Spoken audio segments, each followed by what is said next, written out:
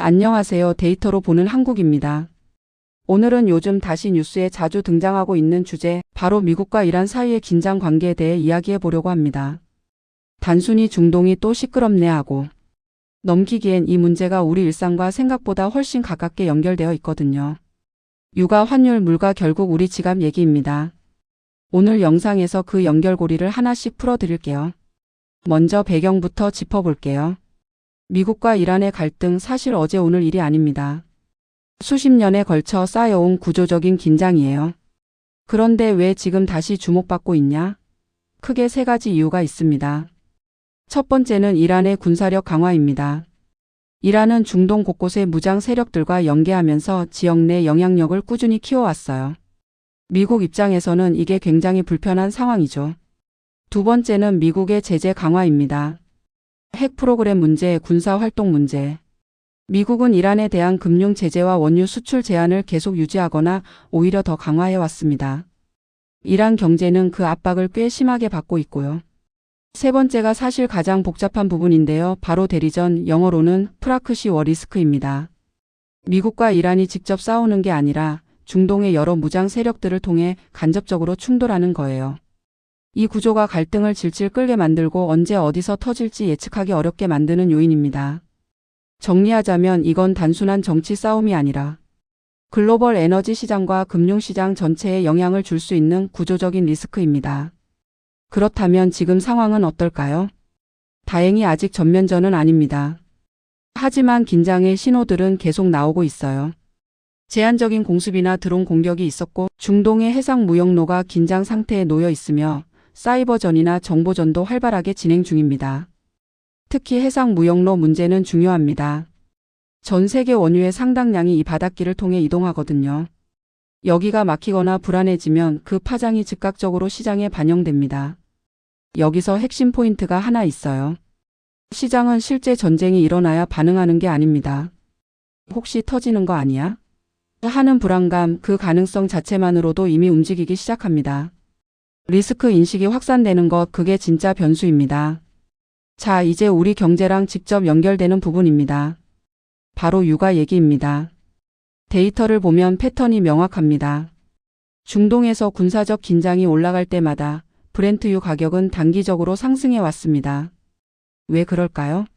세 가지가 동시에 작동하기 때문입니다. 공급이 끊길 수도 있다는 우려, 해상 운송 자체가 위험해질 수 있다는 불안, 그리고 그에 따른 보험료 상승.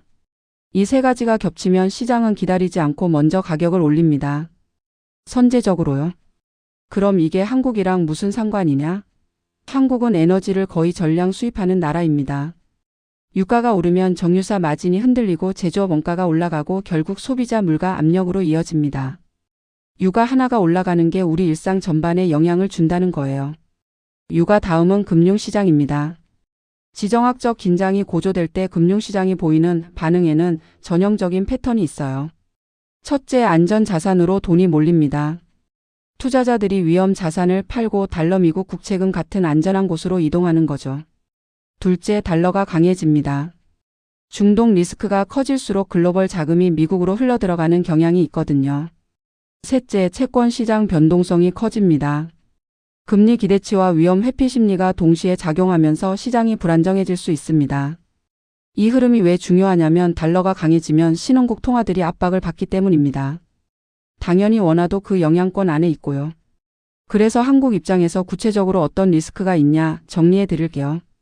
원화 변동성이 커질 수 있고 수입 물가가 올라갈 수 있으며 수출 기업들의 비용 부담도 늘어날 수 있습니다. 환율이 오른 상태가 지속되면 기업들의 원가 구조 자체가 바뀌게 됩니다. 단순히 환율이 오르내리는 문제가 아니라 사업 구조에 영향을 주는 거예요. 다만 한 가지 꼭 말씀드리고 싶은 건 단기 충격과 장기 구조 변화는 반드시 구분해서 봐야 한다는 점입니다. 뉴스에 흔들려서 단기 충격을 장기 변화처럼 과대 해석하거나 반대로 구조적 변화의 신호를 일시적인 노이즈로 넘기는 건 둘 다 위험합니다. 마지막으로 전망입니다. 현재 전문가들의 공통된 시각은 이렇습니다. 단기 전면전 가능성은 낮지만 긴장이 계속되는 한 시장 변동성은 높게 유지될 것이다. 즉 지금 상황을 위기로 볼 건 아니지만 리스크 프리미엄이 붙는 국면, 그러니까 불확실성의 비용이 시장에 녹아드는 상황으로 이해하는 게 맞습니다. 앞으로 우리가 주목해야 할 지표 3가지만 기억해 두세요. 첫째, 국제 유가 흐름. 둘째, 달러 인덱스. 셋째, 중동 지역의 군사적 긴장 수위. 이 3가지가 동시에 움직이기 시작하면 시장 반응은 그때부터 훨씬 빠르고 강하게 나타날 수 있습니다. 오늘 영상이 도움이 되셨다면 구독과 좋아요 부탁드립니다. 다음 영상에서는 중동 정세 변화가 한국 금융시장에 미치는 영향을 더 구체적인 데이터로 분석해 보겠습니다. 감사합니다.